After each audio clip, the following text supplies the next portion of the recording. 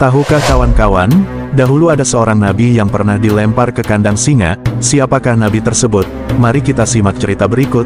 Diceritakan dahulu setelah Nabi Musa alaihissalam wafat, ada seorang nabi Bani Israel yang dipanggil Daniel. Awal cerita nabi ini dimulai ketika ada seorang raja bernama Namunkazar membutuhkan penafsir mimpi. Sang raja bermimpi melihat sebuah patung raksasa yang setiap bagian tubuhnya terbuat dari logam yang berbeda. Kepalanya terbuat dari emas, dada dan lengannya dari perak, perutnya terbuat dari tembaga, pahanya dari besi dan kakinya terbuat dari besi dan tanah liat. Tapi kemudian sebuah batu menghancurkan semua patung tersebut hingga semuanya hancur luluh dan menjadi sebuah gunung. Kemudian tidak ada seorang pun yang mampu menafsirkan mimpi raja tersebut, sehingga kemudian raja dipertemukan dengan Nabi Daniel. Kemudian Nabi Daniel mampu menafsirkan mimpi raja tersebut, yang mana patung tersebut menunjukkan kerajaan yang silih berganti.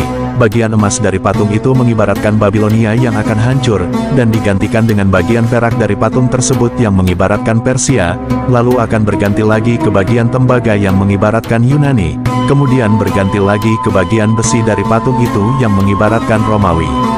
Akan tetapi semua kekuasaan itu akan hancur berantakan. Kemudian mendapat tafsiran mimpi tersebut sang raja merasa sangat puas. Kemudian sang raja pun mengangkat Nabi Daniel menjadi penasihatnya. Kemudian inilah awal mula petaka musibah untuk Nabi Daniel dimulai, karena pejabat kerajaan merasa hasut iri hati dengan Nabi Daniel. Kemudian menfitnah Nabi Daniel dan mempengaruhi sang raja agar membenci Nabi Daniel. Salah satu fitnah mereka adalah dengan mengatakan kerajaan Babel akan hancur kecuali dengan dibunuhnya sang penafsir mimpi yaitu Nabi Daniel. Kemudian raja pun terhasut dan akhirnya membenci Nabi Daniel.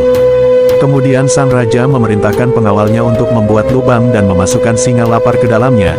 Kemudian Nabi Daniel ditangkap dan diseret untuk dimasukkan ke dalam lubang yang berisikan singa tersebut. Kemudian Nabi Daniel dengan sabar berdoa dan meminta bantuan kepada Allah Subhanahu wa Ta'ala. Atas izin Allah, singa-singa yang lapar tersebut membungkam mulutnya dan menjadi jinak serta tidak mengganggu Nabi Daniel alaihissalam. Kemudian berhari-hari Nabi Daniel dikurung ke kandang singa, namun Nabi Daniel tetap selamat dan tidak ada reaksi yang mengancam dari singa tersebut. Hingga suatu saat Nabi Daniel merasa lapar, kemudian dengan pertolongan Allah mengirimkan nabinya yang lain bernama Aramia, untuk menyiapkan makanan kepada Nabi Daniel.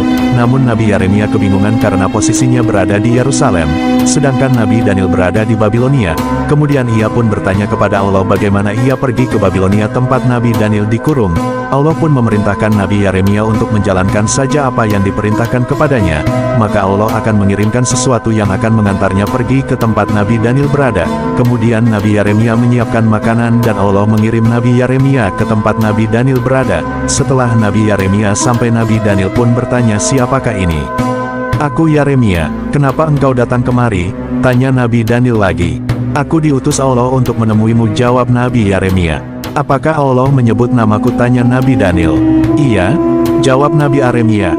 Kemudian Nabi Daniel pun berkata, "Segala puji bagi Allah yang tidak melupakan orang yang mengingatnya. Segala puji bagi Allah yang tidak akan mengecewakan orang yang berharap kepadanya. Segala puji bagi Allah, barang siapa yang bertawakal kepadanya niscaya Dia akan memberi kecukupan kepadanya. Segala puji bagi Allah, barang siapa yang menaruh penuh kepercayaannya kepadanya maka tidak akan dipasrahkan urusannya kepada yang lain. Segala puji bagi Allah yang telah membalas kebaikan dengan kebaikan dan telah membalas keburukan dengan ampunan. Segala puji bagi Allah yang telah membalas kesabaran dengan keselamatan. Segala puji bagi Allah yang telah menyingkap kesulitan kita setelah ditimpa musibah. Segala puji bagi Allah, Dialah yang kami percayai setelah kami berprasangka buruk terhadap amal-amal kami. Segala puji bagi Allah, Dialah harapan kita semua. Wallahu a'lam bishawab."